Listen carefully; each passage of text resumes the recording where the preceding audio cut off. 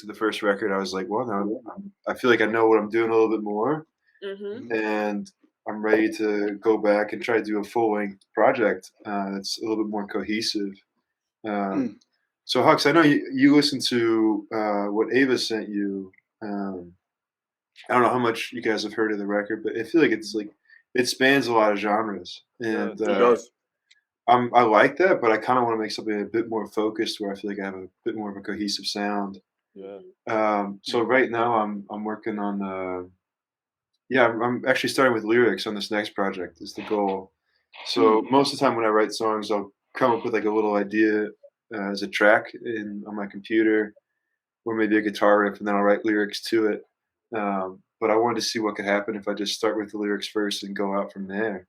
I feel like one of my songs I did that. The first song on the record, I made all of the kind of production choices and sonic decisions based off the lyrics, and I liked that. It was fun to be like, all right, well, what do these lyrics say to me? Like, how do these lyrics sound in a song? Like, it's a song about Mr. Robot Man. All right, let's put like some weird dinky robot beats in there and see what happens. And I feel like it gave like an interesting texture to the track, and I wanted to try to take that into kind of another realm and even more colorful and creative with the lyrics. And so that's what I've been kicking about the last few days. I'm technically in quarantine right now. I'm just getting over COVID, so I've had plenty of time to. Yeah, man, like all of us got it. So it's just like it's been. I don't know. So I've just been hanging out in my room mostly here in Nashville. I don't know. What about you, Hux? That time in quarantine is really giving you time to like hone in on that theme that you're going for in this next project, and like, do you think it is like taking effect on your lyrics and all that? Yeah, that's a good question. I would actually say I'm always like a pretty reflective person, and I tend to spend a lot of time alone. So the quarantine has really just been like an extension of normal life without the usual check that I give myself, which I usually hang out with people like once or twice a week. And that's a good like reset for me to like get inspired or hear something new, hear a new perspective. And then the quarantine has just meant that I don't do that. So I'm actually like I'm kind of bored right now, like as I feel like everyone is after 10 days of not seeing anyone else. But I just went out in the snow and built like the snowman of my fucking dreams. Like I'd always wanted to build like the Calvin and Hobbes type snowman as a kid, but like Nashville doesn't ever get that much. So I'm kind of like still basking in that like pure childhood bliss of making an amazing snowman at age 22. I don't feel like I'll ever grow out of it, and I hope I never do. But no, I would say that for the first few days, yeah, just kind of sitting with the recent train of thought I've been having, and I don't know, it's like a lot of kind of definitely like this year I've been more questioning my own spirituality actually, more so than any other time in my life, and that was kind of what I headed into this kind of session of writing lyrics. Being that was top of mind, kind of figuring out how I relate to the universe, and that's where I started out with things. And so it was good, Berhani, to kind of have that, consistent question and theme to come back to for a few days. But it just started to run a little dry when I couldn't do anything else but just stay in my room. Yeah. So getting out today was good because I think that's as kind of kitschy as it sounds and hokey as it sounds. Like being outside is a pretty important thing to do if you want to feel connected to any kind of greater spirit. Yeah. True. Absolutely. And then, especially in nature. And then going off of what you just said, like, why did you start questioning your spirituality? Yeah. Oh man. So I moved to New York for school like 3 years ago now, and I was like, when I was like 15, I knew I wanted to go to New York, and I was like, that's gonna solve all of my problems. I'm gonna like find people who understand me, and like I'm gonna make the music I want to make when I'm in New York. I'm gonna be around the people I've always wanted to be around in New York. And I just like I put it up as this weird beacon of like hope in my mind that it really didn't deserve to be whatsoever. And I got there and it wasn't the case. Like I had a hard time when I got there. And I'm still kind of reeling through it and like figuring out my place there. And so, I feel like when shit kind of hits the fan mentally, you start to question a lot of things. I'm sure y'all can relate. Right, you preaching, brother. You preaching. Yeah, and 22, 23 is that age, like when you for like sure. about to get the fuck out, everything's like hitting you crazy. So continue what you're saying. No, exactly. I mean, you're exactly right. Like, I'm definitely at that age where, like, I'm like, wait a minute, I got to figure out why I'm here. Exactly. Because you don't have the same thing that you did when you were 15, where it's just like, oh, I know why I'm here, to see my best friend at school the next day, or to like, go hang out, go drink with my friends or smoke with my friends on the weekend or whatever. Like, you get to a certain age where like it gets old, and you got to also like it gets hard too, and you're like, all right, well, why am I getting up the next day? It's like, well, there's something bigger out there, and I'm trying to figure out my relation to that. Because it's just, life gets tough, and you have to question why you're doing certain things. I don't know. So, Hux, it sounds like you've kind of gone through that ringer, is what you're saying. Most definitely. Yeah. Yeah, I'm going through that right now. Oh, yeah. Go ahead. Hux. Okay. I was about to say, I'm going through that right now, actually. And I've been having a pull between two sides of me that I'm trying to figure out how to balance the two. Because on one end, I love being creative. I love talking to people, meeting new people, getting their perspective, and sharing that perspective with the world. I love doing that. And on the other hand, I really love teaching kids and doing those things. And both of those things can coincide. However, I want to be able to travel and be with my friends, like be with Penile, be with Jock Testbay, like be with Berhani, like be with my friends and be able to make music and shit. However, I understand that at the moment I'm in right now, I have to figure out ways to make money and be able to, because one of my goals is to set my kids up with more opportunities than I had, creating generational wealth to afford my kids mistakes and shit.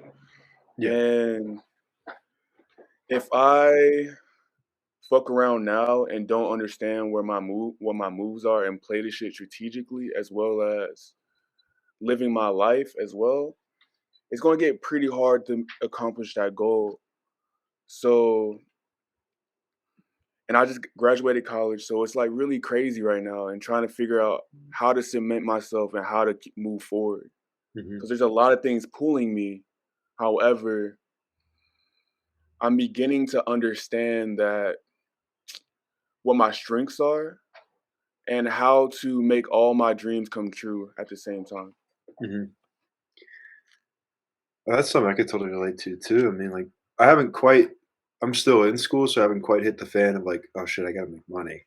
I still have a little bit of like a cushion, but it's creeping up for sure. It's coming close, and it's coming soon. And the same thing you talked about, like, I want to be creative. I want that to be my life. I want that to be my job. And it's so hard to make money doing that and staying and maintaining an integrity to what you want to be creative in. But I'm pretty darn sure that later in my life, I want to have a family too. And I want to give them opportunities that I had. I've been really blessed in my life. I've had quite a few opportunities that have been given to me. And I just want to make sure, my family has the same thing. And it's like, it's a scary prospect. It's hard to do as a creative and staying kind of true to yourself. I think, oh gosh, well, maybe I can save that for a later time, but I feel like, well, maybe I'll bring it up. Like the whole NFT world is like the greatest and like, debacle that people have to face. It's like, do you want to be, do you want to maintain an integrity to like the artistic lifestyle and community where, you're supporting each other off of your creative drives, or do you kind of want to like, are you going to sell out for the sake of your family? I feel like that's something that people have to face a lot. I don't Do know. you feel? Oh, sorry. No, go ahead. Go ahead. Do you feel that because you spoke on NFTs and Yeah. Brent Fayez just did this project or this piece where he was like, okay, everybody has to buy it with NFTs or use the NFTs or whatever. Do you feel like that is almost like a sellout, or how do you feel that affects the creative process? Yeah. Shit. This is such a weedy question. I don't know. I mean, I can understand why people use them. Because I don't know of a better way to support artists who don't tour or perform live than NFTs right now, sadly. Facts, we broke, nigga. Sadly? Yeah. Well, the thing, because I have a lot of problems with it. It's got some pretty bad environmental detriments, and I wish there was other ways where we could support artists, you know, financially, and where they don't have Yeah. to leave their home every other day to go on tour and bust their ass. I wish there was another way, but this is the only way I can see feasibly giving artists a chance. The thing is, though, I think the market's pretty fucked up. Yeah. I don't think it actually supports the right artists. And I do think it's used a lot in I don't know a ton about it, but I think it's used a lot actually more for money laundering than for any kind of artist support. And that But rubs me the wrong way. but Go that's ahead. with most art shit is used for money laundering. That's with most art Mhm. things. But with NFTs, to go back to your what you were saying about environmentally friendly, most most projects with NFTs, it uses proof of stake blockchains, Yeah. which does not take like a toll on the environment. That's the whole Okay. entire reason why it's on proof of stake. So Ethereum, one of the biggest networks, is about to go to proof of stake as well to kind of deal with that problem. And then another thing with NFTs, bro, I feel that NFTs is the wave that will help you out and other artists out so much Yeah. because one, you can sell your art, and then two, you can put a 2%, 5% fee on your art. So if anyone sells that shit, 2%, 5%. So if Yeah. you want to create generational wealth with your art, you can one thing that's happening right now is the NFL is made an NFT with tickets. So when they buy that ticket on Ticketmaster, they get an NFT that they said they went to that game, if they go to the game too. So there's only 120 tickets or whatever that amount. What I see that can happen is if you are a small artist right now and you have a limited number of fans, you can hold a tour. And when you hold this tour, only the people that come to your show, they get that free NFT, right? So if they get that free NFT from your first show, the bigger that you get, the more that NFT will be worth. If you Yeah. add a 5% or a 10% a fee to sell your NFT, when people, as you get bigger and it gets $1,000 for your NFT, 2,000, 10,000, that gets bigger and bigger, and that can create generational wealth for your family. And I think that right there is going to be crazy because it's already happening with the Roblox. People are paying thousands of dollars for clothes on Roblox. Yeah. People are paying thousands of dollars for skins on CS:GO. Dude, Call it. the Fortnite. I mean, the Supreme brick is you know what I'm talking about? The brick that literally has a Supreme logo on it. That I don't know. Someone should look this up, but it goes for well over $500. I'm pretty sure. Mm. The most useless shit ever. It's the perfect example of the hype market, which is I think what you were talking about, where you have this one possession, and then as the person gets more and more famous, the worth of that possession or that art piece or whatever just goes up based off the hype. And like, artists tapping into that hype market is definitely going to be like how we make money.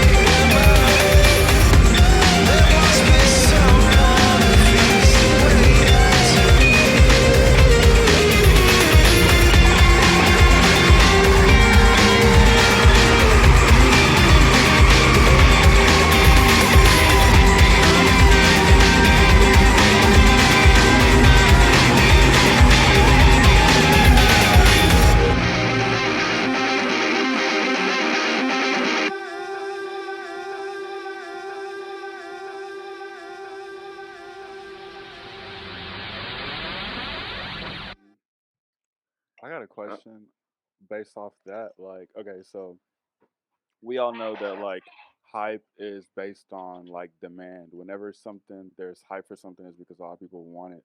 And so as artists, we kind of have to do that with like our whole entire brand. We have to create hype for our whole entire brand. So just so people can demand our music so we can make our music career profitable. So my question is, how do you guys like, what are your strategies, Ted, in terms of like creating demand for your music? Like what do you think, like what do you think is like moving forward? Man, well, to be honest, I'm such a rookie when it comes to making any demand for my work. I've spent way more time making the work than I did thinking about how to like get people to hear it. Yeah. But I think, I mean, the tried and true one is just as a musician is playing live.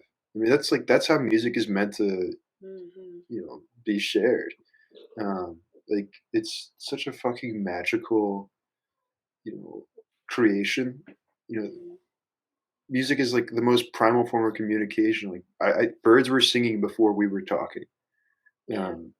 And when you are in it's just the shared space with someone where you're playing live music, it just if you do it right and you're connecting with people on the right level, I mean, it's unforgettable.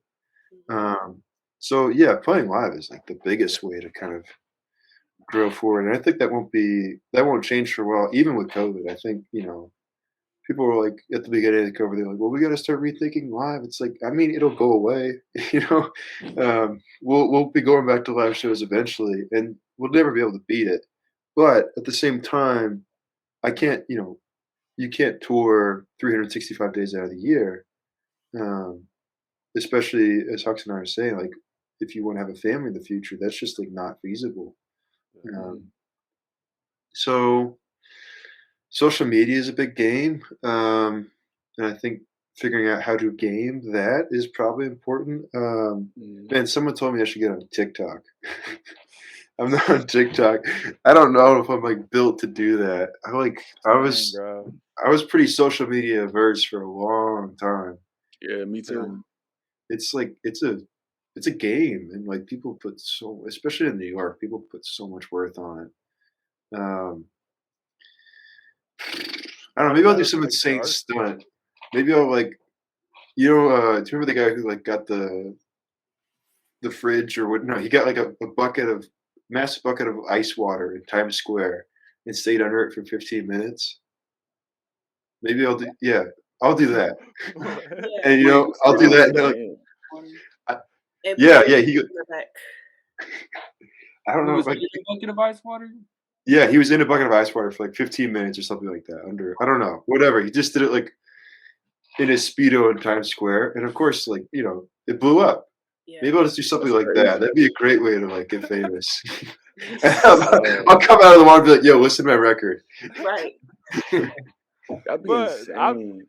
I hate the like fact that like social media makes like musicians basically like modern day court jesters. Like the kind of antics that we have to do to like get our music heard is like it's insane, bro. Like the whole SoundCloud rap era of people just all the different hair colors and all the different crazy shit that they were doing. I was like, bro, I really gotta do this just for a nigga to stream my shit. Like,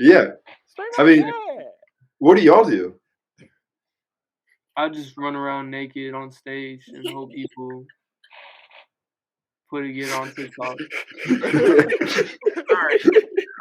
No, I'm just playing. Yo, I feel like that is something that has always been the case at Nick, or AKA Jock Tesfaye.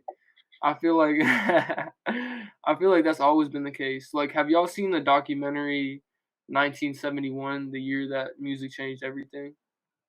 No, I haven't. But this is the fourth time you told me about this. If you haven't seen that documentary, it's fire as fuck. Like, you should watch it. 71, that's when Cobain died, right? Who died in 71? What? God damn. Get her out of music history. That nigga was even. Get her out of here. Was he even born in 1971? Oh, Jim Morrison died. Or was it somebody died? Jim Morrison. Talking about Jim Morrison. Jim Morrison. Yeah, I feel like him or Jimi Hendrix died 71. Yeah, and then it was him first, then Jimmy, then Janis. Don't ever try to come from my music knowledge. God, but you just said Kurt Cobain died in 19. Well, we all make mistakes, Charlie. I'm a human being. Do I have to be perfect? I thought you were a goddess. No, you just have to be Berhani. Oh. Well, Berhani's light, so Berhani be bright. As you were saying, Penile. I like butchering your name. Sorry. It's not butchering. It is Penile. Oh, is it? Yeah. I said I got it right. People call you penile, and that's fucked up. That's fucked up. It's definitely spelled penile. Oh God. Well, yeah, you're telling me I have to deal with it, man. No, but I feel like that's always been the case. Like one of the coolest parts of the documentary to me, was how they told the story of like David Bowie and Ted. I don't know. Do you listen to Bowie? Dude, Bowie's huge for me. He was a massive influence for me. Yeah, if you like Bowie, bro, then you should definitely watch that documentary because they talk about how like in the beginning Bowie was like kind of a shitty performer and like no one gave a fuck about him for years. It was like 3 years before anyone gave a fuck about what he was doing. And the thing that like changed like his whole image and changed how people perceived him was when he went to New York and he linked up with Iggy Pop and Lou Reed and like seeing how they're just like kind of played on sexuality and played on like the whole rock star motif. He was like, okay, I'm just gonna be an androgynous like alien rock star, and then he became like Ziggy Stardust, and like that's when he became like Bowie. So I feel like, I guess to ask a question off that, like, how much do you feel that being an artist is like how do you play that balance of like, because being an artist is being entertainment and entertaining people and giving something that they want to look at. You know, if someone's an androgynous alien rock star, people are gonna be like, what the fuck is that? Like how much, like where's the balance of that? And I guess this goes for everyone. Where's the balance of doing that versus, I guess you could say, selling out or just trying to be a meme? That's a great question, bro. For me personally, because this ain't my interview, but for me personally, I'm gonna give my 2 quick little cents. I've realized lately, bro, with like making music and stuff, because I've taken a bunch of like music business classes, and they're telling me about how you have to every artist creates an artist, like a community, like no matter what, like you're creating a community through your artistry, and so people are gonna identify with like the similar values that you have and shit. That's how come they're drawn to like your music. And so to answer that like facetiously, but also kind of seriously, I add a couple, niggas in there because I'm black, but then I also say my real shit. So I'll be like, I'll give them the sauce, I'll give them like the real true me, but I understand at the same time, like you were saying, the entertainment value of it is like, I gotta package it. And that's how come, the niggas call me Jock Testfay now, you in. But you gotta believe in yourself, though. Right. I believe in myself, and I believe in you. I think it's also the case of like being able to be authentic to your sound, but also being able to reinvent yourself, like how we were talking about last time. Like even with your story about David Bowie, he moved to New York and he kept his authenticity in his music, but he reinvented himself, and he did it in a way that like it's like reading the room, right? Like he kind of knew that in New York they would accept this a little bit more, right? 100%.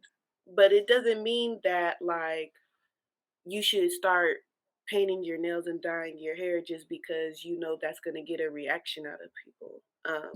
We've already seen that. Like, so you kind of have to be you, but like be you on that next level. Like you have to know future you pretty much, like, and be ahead of the curve in a way. But also it's about not biting. Like you can't start doing something that somebody else is already doing and then expecting it to become this huge success for you because it was a success for them. Because again, we've never seen something like that. So I think it's just kind of like you said, it's always going to be a challenge for any artist to be that like standout, right? It's hard to make it in LA and New York and these places because there's so many people doing what you're doing. So what makes you stand out? No, I think you're totally onto that, Berhani. I think what you were talking about with Bowie, it's like he went to New York and he stayed authentic to himself while realizing what parts of himself he had to draw out even more to make himself stand out. It's not so much you put on a mask, it's you exaggerate parts of your personality to make a character. You bring out the stuff that's already there.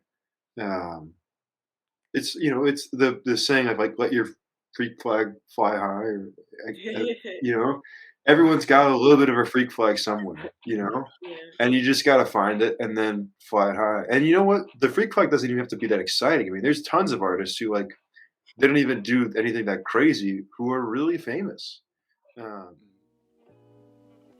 me what you wanna do.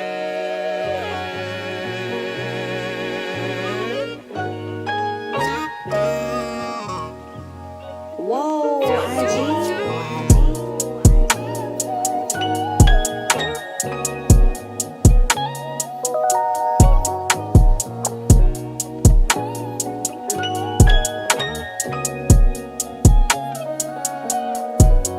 Take all the files and I roll it up. Keep calling me back, you ain't got a front.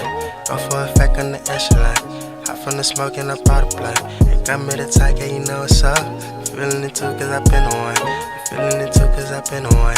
Feeling it too, cause take all the files and I roll it up. Calling me back, you ain't got a front. Go for effect on the echelon. Hot from the smoke and up all the blood. Ain't here to talk, yeah, you know what's up. Feeling it too, cause I been on one. Feeling it too, cause I been on one. Get ready to light, shawty, here I come. She said it's on lock, ain't no need to rush. Don't need a lot, all I need is one. Time we can take, I can make it slow. Jams in the bed just to feel the moment. Bust it and pop it, it's fully loaded. Then we get higher than Mercury. Flowing and surfing the galaxy. Tell me what you wanna do. You ain't gotta be my boo. Say what I link into. Now we can do what it do. Tell me what you wanna do. You ain't gotta be my boo. Say I take all the files and I roll it up. Keep calling me back, you ain't got a front. Go for effect on the echelon. Hot from the smoke and up all the blood. Ain't got me the type, yeah, you know what's up. Feeling it too, cause I been on one. Feeling it too, cause I been on one. Feeling it too, cause take all the files and I roll it up. Calling me back, you ain't got a front. Go for effect on the echelon. Hot from the smoke and up all the blood. Ain't here to talk, yeah, you know what's up. Feeling it too, cause I been on one. Feeling it too, cause I been on one. Tell me what you wanna do. You ain't gotta be my boo. Say what I link into. Now we can do what it do. Tell me what you wanna do. You ain't gotta be my boo. Say what I link into. Now we can do what it do.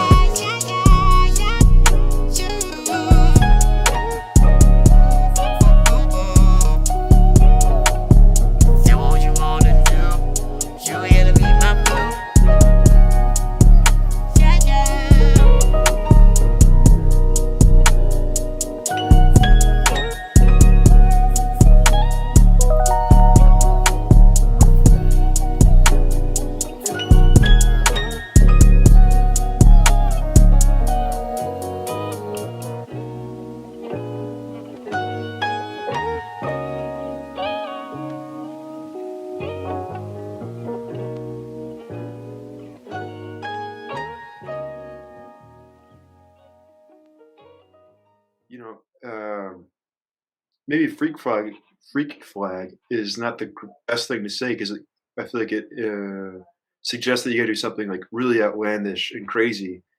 But like think of like I don't know, Leonard Cohen. What do you say? Kevin Parker. Yeah, exactly. Leonard Cohen or Kevin Parker, like two very normal people who have had enormously successful musical careers, and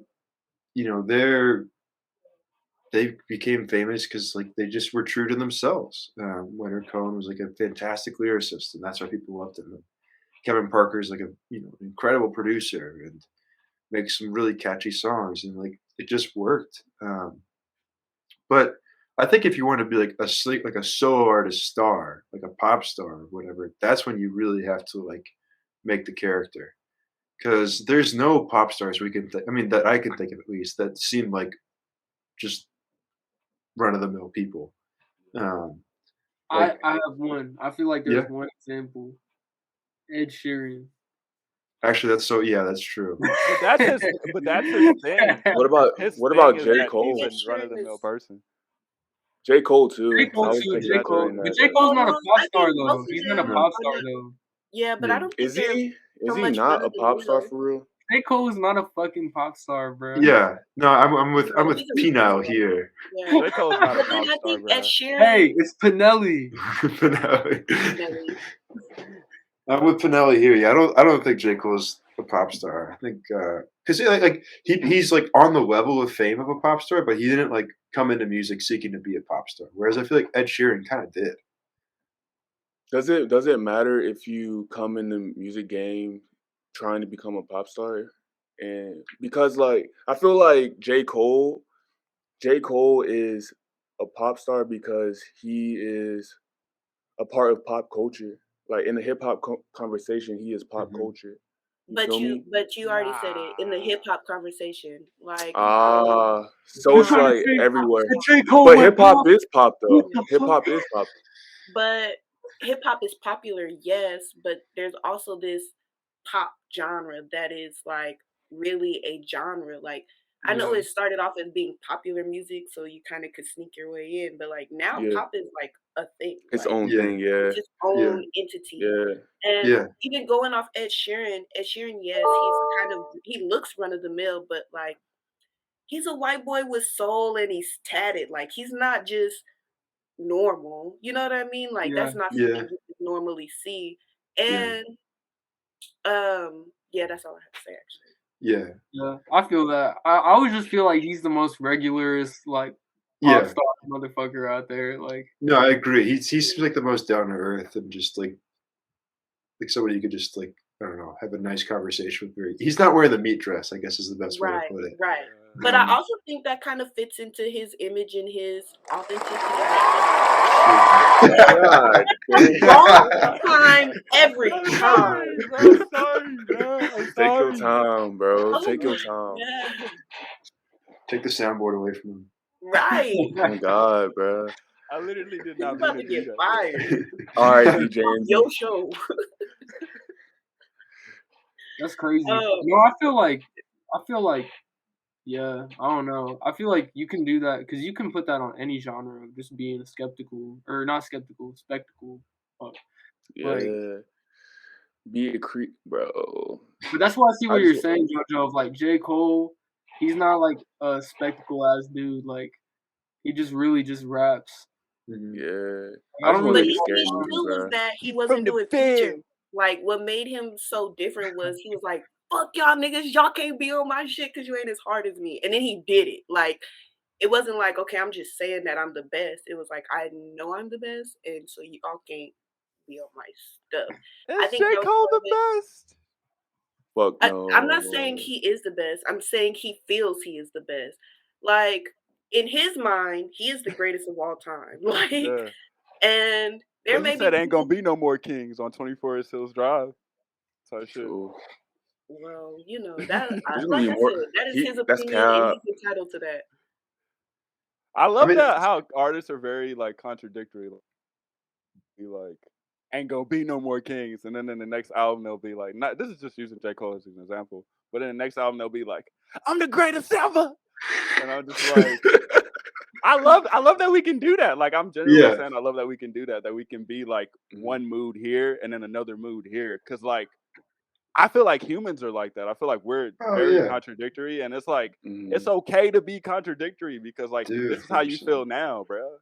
And like Right. we should be allowed to do it in our art, because it's just performance. I think people with music, especially because like people tend to put their own personal name on the music they're making.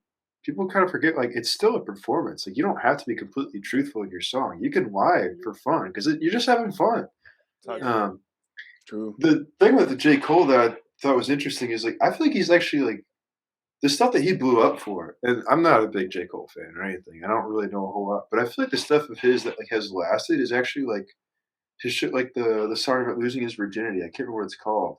Wet dreams. What Yeah, dreams? that's like the super like kind of memey song that he made. Like that's the one that's actually like the longest lasting hit for him, and that's the one that's like the most distinctly J. Cole. It's not the ones where he's like, I'm the greatest. I'm no more kings or whatever. it's like no, it's wet dreams, like the corny thing he made, because no one really made like that, like kind of childhood adolescence rap. Yeah. Yeah, and I feel like that's what like Everybody. that's what as someone who's like an outsider kind of rap fan, I feel like that's what I know J. Cole for. And that's where his reputation is being like built into history books, and that's what he'll be remembered for. That's Even crazy. I thought That's you were gonna say crazy to workout. think about. That's That's crazy as crazy. fuck to think about because I'm on the exact opposite spectrum, bro. Like I've been listening to Cole, not to be that guy because I'm about to be that guy, but I've been listening to Cole since Friday Night Lights, like 2010. Friday Night Lights was fucking fire, bro. And that shit is like that's the Cole that I know for. So the fact that like the Yeah. majority of people that like society is gonna know him for, nah, I ain't never did this before. Yeah, exactly. Yeah, That's that's crazy. Yo. that Yeah. not a pop artist. He is a rap artist, and rap lovers like J. Cole for his lyricism and Yeah. what he does, right? But when you look at a popular standpoint, he is not up at Yeah. the top. He's like old school Future. He's old school Future was hood famous. I thought he would like. There's a lot of black artists that I think are famous, but they're just hood famous, and I did not know that shit. Like who, exactly, or Escape from like Who Can I Run To by Escape? Yeah, I was talking. I was talking to my coworker, and I was singing that shit, and she was like, "Who is that?" And I was like, "It's Escape." And then she's like, "Escape? Who's Escape?" And I was like, "What?" But dude, I don't know Escape. Exactly. What? That's what I'm saying, bro. Yeah, Like yeah. I grew up on that. Like the things, it's always crazy to like the things that you think that you grew up on, and you think it's like, oh, everybody know that shit. Like Erykah Badu. Like Erykah Badu is just now kind of popping off and like Yeah. and like in a broader base. But I'm like, oh, I grew up on her. Like she's past. No. But she does reference a lot. She did well. I don't mean to cut you off, but in her show, she was like, she made an album in the 90s, and she was like, 90s baby, just clap your hands or whatever, right? She's like, I've been waiting on y'all, like y'all, because we are the ones who grew up on her, and she was waiting on us to kind of like send her off. You know what I mean? Into that conversation kind of thing. That's crazy. So I get what you're saying. That's why I was like. But continue, Jojo. I'm sorry. Now she's in movies though. Like she was in like some A-list movie with like a side. She played some witch character. I can't remember what it was. But this wasn't too long ago. Oh, she did it. She like I think it was with Taraji. Yeah. Mm-hmm. She's the one who made Taraji think like men, or like know what men could think or whatever. What men want. It's crazy. A lot of people know her because of Drake, because of that Drake song too. I didn't know she ever did a song with Drake. No, she didn't do a song with Drake. Oh, she did. He mentioned her. He was like, one night I went to Erykah Badu house. Made tea for me. And if you're a fan, you're like, oh, that's something she would do. She would make tea for you. Oh, God. I feel like Drake definitely tried to slide. He was like, hey, he said, we talked about love and what life could really be for me. She said, when that shit is real, you just know. Bro.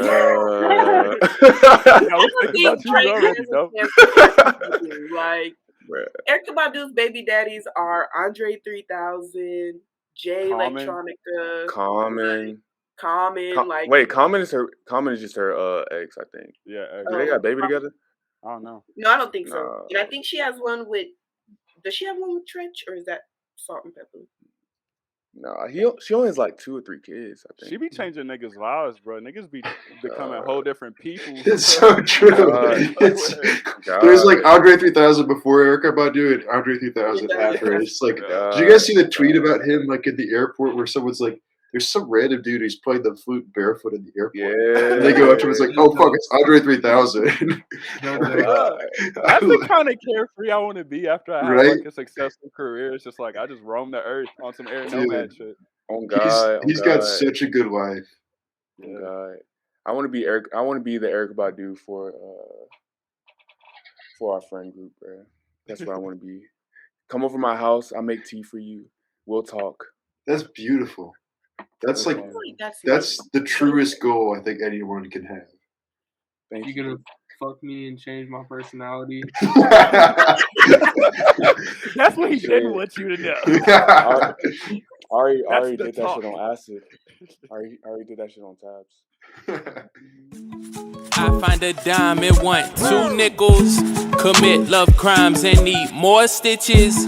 I took time, but now it's good riddance. I put my heart online. Now you the tallest midget. Where you left me at is where I'll be. When the mirror staring back, what do you see? Don't just stab me in my back and watch me bleed.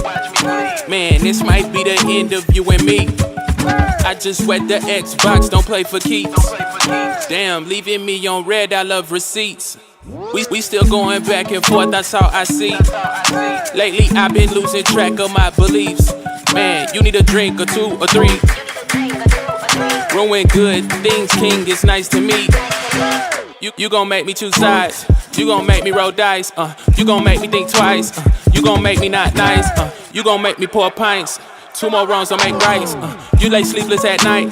You gon' keep shit inside. I just left the west side. I'm not too done to drive. I just try to feel live. I just wanna get fried. Hold up.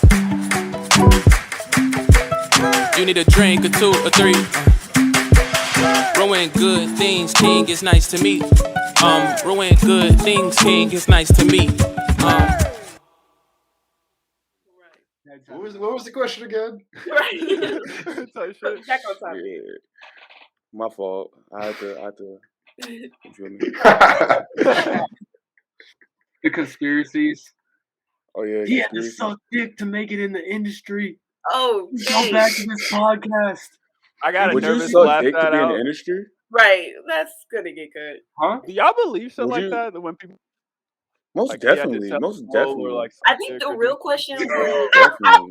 how far would all of y'all go, like, if you were asked to do that? So in the scenario where, somebody says, hey, suck this dick and you'll be on the radio, are you gonna do it for your art? Like, how far Who's would stationed though? Who's stationed Nobody though? listens to the radio. the station you want to be on? Like, if this, I'm not saying a specific station. What station? I'd get there no matter what. I don't think I'd have to suck a dick. Yeah. I I tuck a titty though. If like a female boss, That's not what they're was like, offering. hey yo, suck my titty and I put you on, I suck the fuck out of her titty on God. But I think Like say less, nigga. we're joking about it, but I think women really do have that problem in the industry. Yeah. So Oh, it's a yeah. joke for y'all, and it's kind of like a privilege to really be like, nah, I don't have to do that. I'm gonna do it on my own. Yeah, no, it's totally a Really privilege for me to be able to say what I just over-sexualize said. women in that Yeah. industry, and for some women, if you don't do something sexual, not necessarily sucking dick, but like if you don't do something sexual, they're really gonna blackball you. Yeah. Yeah, And it's 100%. easier for them to do that. So like, yeah, it's a joke, but like it really happens, Yeah. Damn, why There you was had to make me look like an asshole, Joy? no, you I had to make all of you look like assholes. shit. Wait. y'all I'm laughing gonna about it. redeem myself. bro. There was this porn star named Lena Rhodes, and she has a podcast, and she talked about how in the industry that she's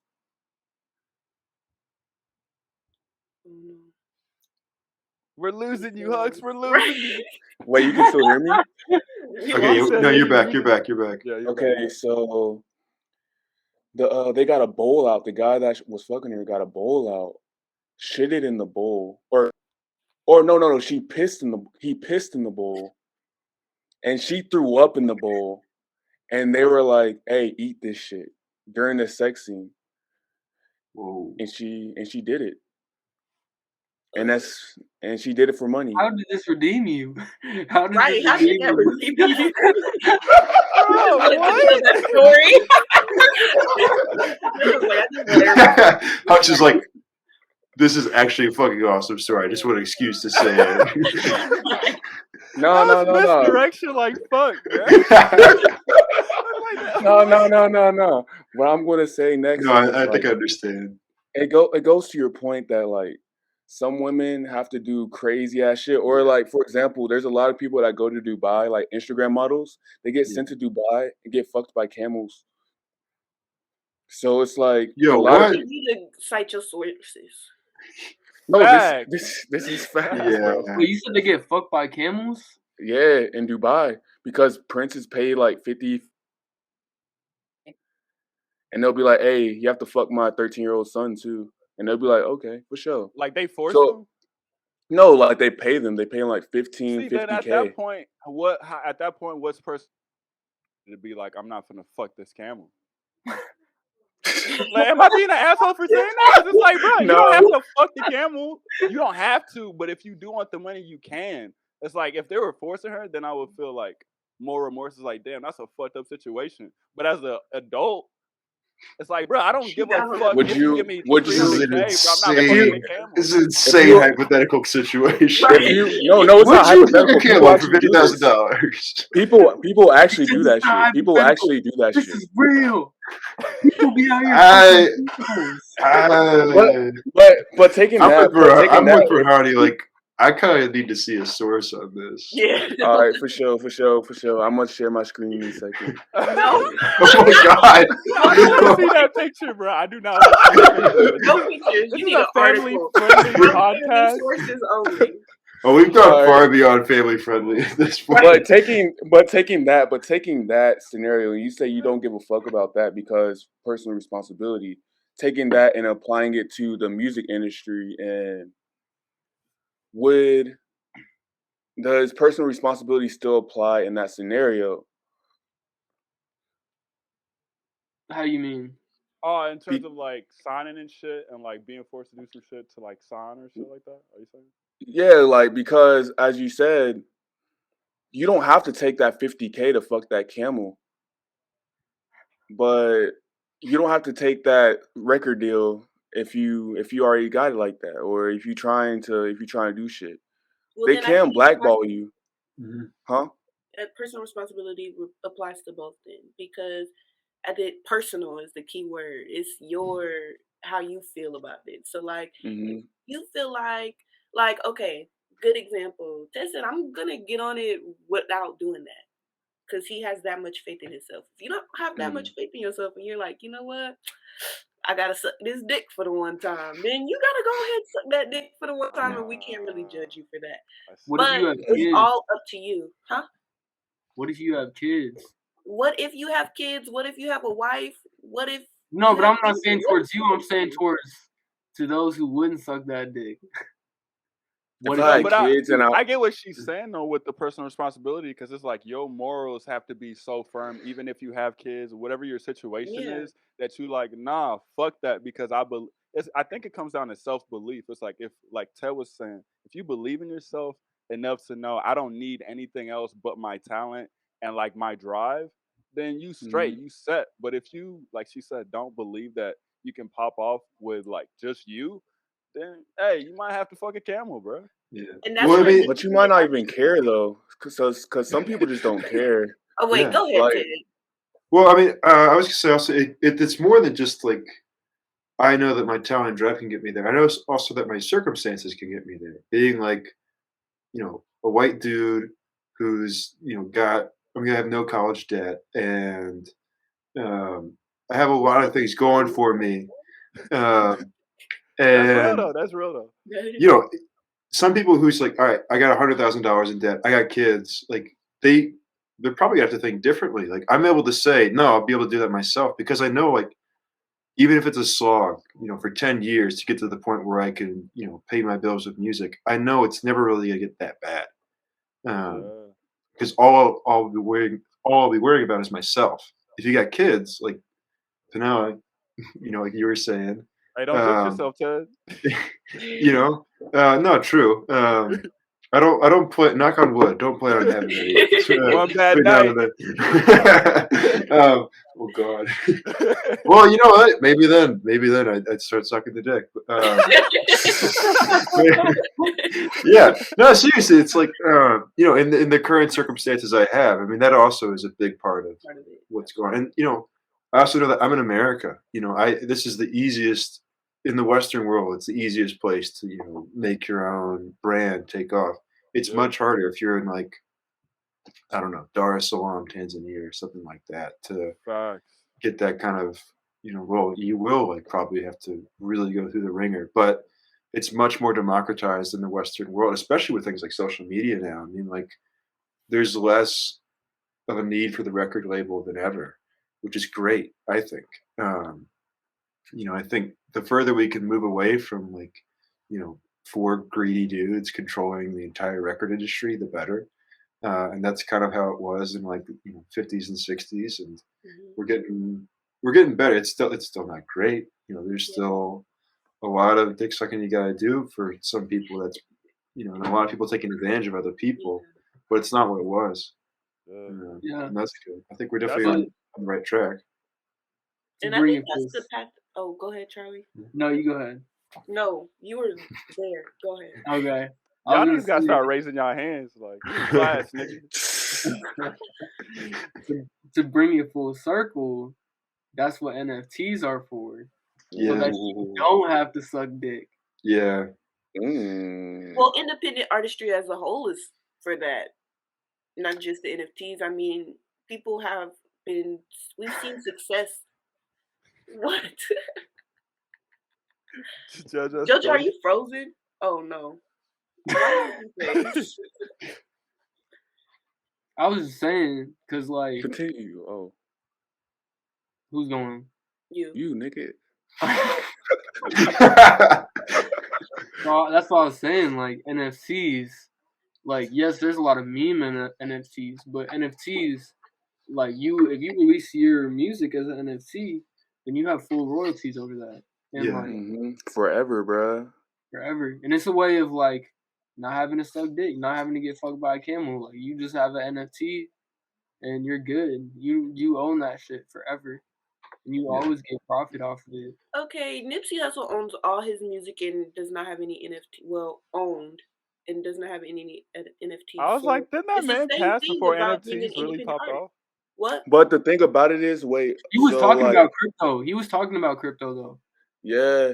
What the thing about it is like, so even if you're a fan in the future, because for example, if like I was saying before, if I had like a concert and only y'all 4 people showed up to my first concert, and you can be like, yo, I went to the Joe Huxley fucking concert.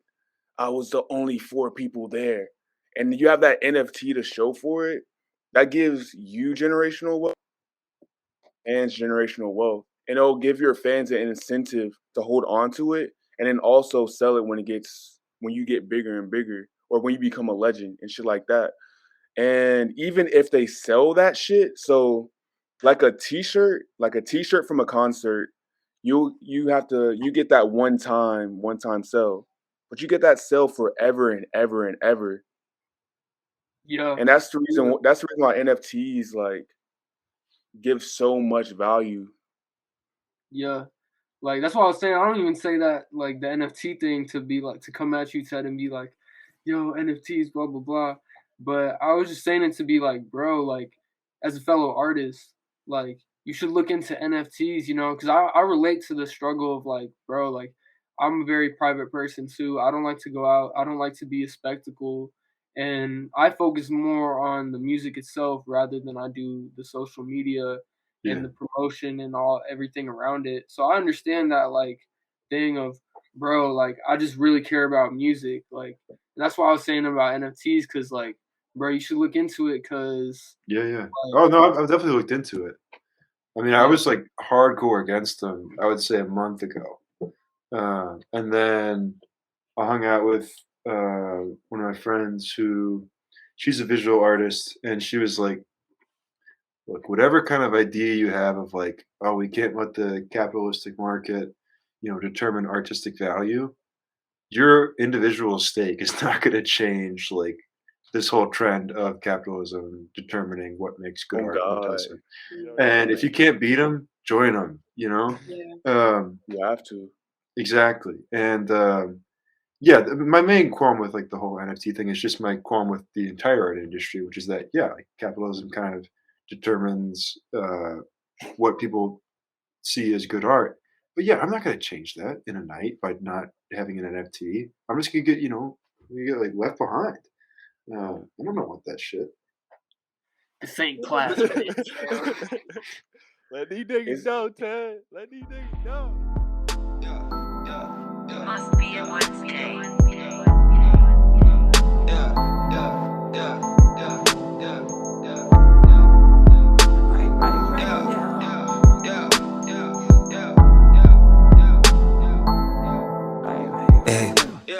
Yeah, big boy K and a big boy Beetle. Continental on through whip like Cheeto. Rinse and a motherfucker wet like Fino. Waiting so a motherfucker look like me. I just not touchdown, I'ma hit you later. Since I like game like Sega. Waking like game 2 player. Funky like my brother, I'm paper. Rock, scissor, I'm the bone too, yeah. Lord Tomb Raider, in and out player. Really out player, really don't player. Greenback bill, more work, me, mail, me, pocket. Batters get watch, get sticks, get stones, get glocks, get rocks, who pop. 740 pop, Vegas, billboard, top billing, and I'm pumping audio. Who want? Get me on the check, correct deposit, get dropped. Who can make the sun come out and shine like? Maybe cause the motherfucker rhyme tight. I like the motherfucking right. I like the right now. I like the outside, yeah. I like the right now. Go on, get your double take, yeah. I like the right now. Ay, I like the right now. Get my money, no man in the middle. Blow my hand on the missile, head on the swivel. Who was that man in the mirror? It was all so simple, now I'm getting sentimental. All these stars can't never turn them off. Play with my heart, fuck, I'ma set it off. I done brought the frost down, now you wanna talk.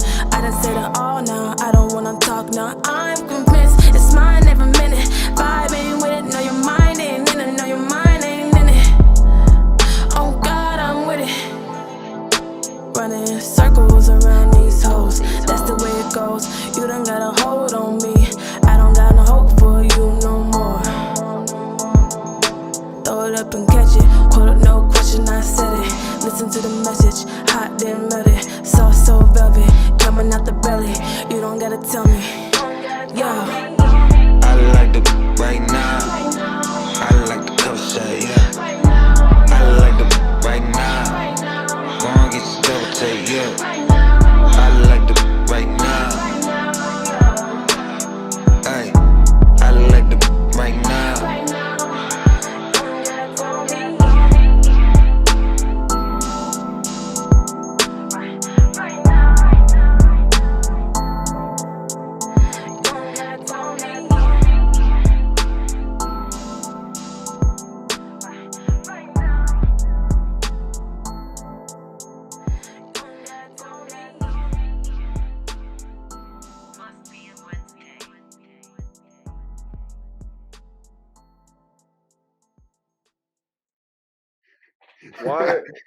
Why is it placed on capitalism? No, that's a good question. Well, so when you have, money being the thing that drives the artistic world, meaning like whoever has the most money is gonna have the biggest tour. Whoever has who sold the most records is gonna get on the most papers and have the greatest, worldwide influence. Yeah. That's gonna change people's imagination of what makes good art. So basically, yeah, it's just like the larger influence you have, the more influence you have over what people think makes good art. And money typically determines influence. And a lot of people, and me included, think that that's kind of a way that corrupts. That your influence of art should not be determined by how much money you have. It should be determined by how good the art is. But at the same time, I think that's just way too subjective for it to have any kind of to have any kind of realistic expectation that the universe is going to decide that there's one great art is pretty foolish. Michael Jackson, y'all sleep. But there's plenty of people that hate Michael Jackson too, though, which I don't understand. I think Michael Jackson's fucking great. I feel like he's the most universally loved artist that I've ever seen. Yeah, he was universally loved, for real. Yeah. I don't know. I feel like he's probably Bruh. There's definitely but there's people who are going to hate Michael Jackson. That's the thing. It's just hard for me to say that because I love Michael Jackson. But no, I mean, people hate Stevie Wonder. Like, can you imagine that? I fucking hate Stevie Wonder. Are you serious? What? No, I'm just playing. Okay. I hate the Beatles. See, exactly. I was going to say the Beatles is like the most universally loved, but yeah, no, I mean, it's impossible to expect that like there's gonna be like one. People will always be able to decide. Yeah. This man JoJo said, "I What hate are the some of Beatles." And then he what are was some of like, your "What influences? you got to say about that?" Me personally, Yeah. Well, for this record, I was definitely the first 3 songs were really inspired by the Stone Roses a lot, actually. Yeah. And the whole kind of like, not quite Britpop sound, but the whole like Manchester sound. So like just before Oasis and Blur took off, there was the Stone Roses, and they were really big into combining like danceable rhythms with rock and guitar solos and whatnot. And I liked that a lot for the first 3 songs. I think you can probably hear I'm a big fan of Jeff Buckley and Radiohead, Yeah. and they come through on my voice. Those 2 artists definitely influence the way I sing a lot. And then the last 3 songs were very electronic, and they were inspired by. I've been a fan of electronic music for like. I was making that when I was like 13, and I'm still. It's kind of was like my first true. My first favorite band was the Pet Shop Boys when I was 4. If you don't know them, they're like an '80s synth pop band. Highly recommend them. They have some fucking bangers. They're great. And so I've always really liked electronic music, and so the last 3 songs I was listening to a lot of Andy Stott is a electronic producer who I mean he's like a genius. He's so good. Yeah. And his sound design blows me away. And every time I listen to him, I'm inspired, and I'm also humbled. He's just so good, and he can like he's so good at kind of deconstructing a groove Mhm. and putting it back together in a way you've never heard before, but you just find yourself moving to it. You just can't help but do it, and it's got such an incredible aura. So That's I would what say that he's Where I Make My Mark, that it kind of had that like groove that you were talking about in a sense. yeah, I was feeling the Mhm. like the dissonance and like the bipolarity because it was like you were being very like you as an instrument were being very like wavy with it, but the feel of it was like crazy. So I just wanted to yeah. No, I mean mention like that's something like that. totally inspired by like Andy Stott's approach. Yeah. Um, And that song was also sonically inspired by Burial a lot, who's another one of my favorite electronic producers. And he's someone who takes like, do you know Burial? No, put me He on. he's also fucking great, and also has a great way of kind of deconstructing a groove. So he kind of grew up in like the English garage 2-step dubstep scene, and he was making just like rudimentary dubstep beats for a while. And then he's like one of the few electronic artists who has like a specific sound that's the Burial sound. What he does is he takes like he's influenced by kind of dubstep rhythms and 2-step, but he started to like run all of his electronics through like a lot of like tape simulators to kind of give things like a fuzzy distortion to it. Um, and he would take like old like 2000 samples. Like a lot of his songs are like Beyonce, or like early Beyonce samples, or his most famous song has a Ray J sample on it. Um, and then he would also mix it with like a video game soundtrack. So his most famous song, Archangel, has the sample from Ray J and uh, a Metal Gear Solid game, the soundtrack for that. Um, and he took like a string section from like one scene in this game, and then like he made that into the groove. Um, and his drums are like they're really strange. Like they basically sound like a bunch of sticks like being hit on like a barrel, but they're synthetic too, and they've got like a standard like kind of jungle influence groove. Um, and so his approach of like taking samples and having no regard for sample quality, like the one of the samples that he did of Beyonce is actually not the Beyonce song. It's an a cappella version that someone just put on YouTube of them singing Beyonce. And he just ripped it. It was like, a 240 pixel song, like horrible quality. And that's on like his greatest selling record of all time. That's crazy. And so I think his kind of approach of being like, electronic music, they tend to be very precious about like, oh, we got to have the best sound here, we got to have the best sound here, like it's got to be polished and everything's on the grid. He was like, no, I'm not doing any of that. In fact, he made his most famous record without a grid at all. He's fucking sick. And so his approach of like using the computer as a much more expressive instrument than most people have, and embracing the computer's faults in making music was something that was inspiring to me. I think he understood the limitations of making computer music and then exploited those limitations to give it soul and character. Yeah. Like his electronic music is the like one thing I can point to that always has soul to it. That's like the number one pitfall of most electronic songs is they just like they sound stale. You know, there's no human quality to them, and it gets boring. And he avoids that. So I'd say, yeah, that's a long answer. No, you're good, you're good. And I could I could keep going. I mean, lyrically, also, I'm a big fan of Nick Cave and Leonard Cohen, and a lot of other poets too. But those two artists were the people that kind of showed me that you could put a poem in a song. And David Bowie too, actually. I mean, I don't know if y'all read his lyrics much, but he didn't really. I mean, his lyrics don't mean anything most of the time. On Ziggy Stardust, they do, but most of the time, he's just like hobbling together things that he feels like sounds good, and that's actually pretty inspiring for me too. Like, you don't have to have lyrics that mean anything as long as they take the listener somewhere, you know.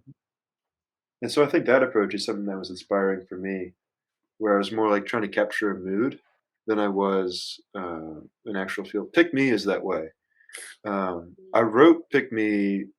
Y'all remember like early 2020 when we killed the guy in Iran and we all thought we were going to World War III?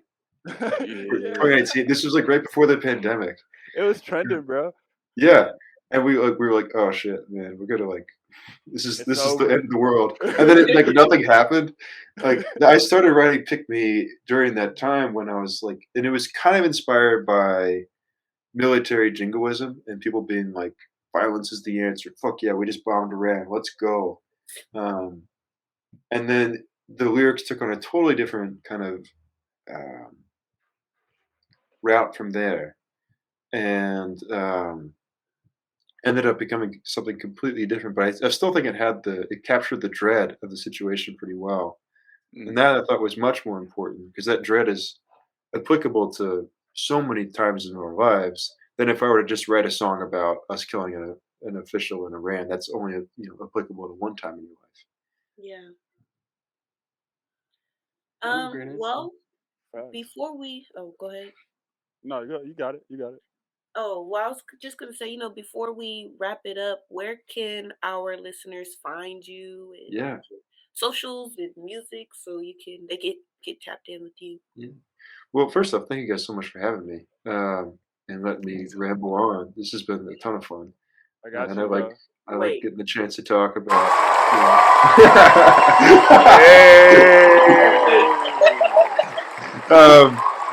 Oh Jesus! Wait, hold on. Sorry, it's so hard to turn this off. No more. Yeah, but you can find me on Apple Music, Spotify, Tidal, every streaming service under my name, Ted Noser. And my EP, Between Floors 13 and 14, is out. Please listen to it. And the second record will come out, I'll say by the end of this year. I'll hold myself to it. I'll probably end up like hating myself for saying that, but I'll just say it now so it comes into fruition.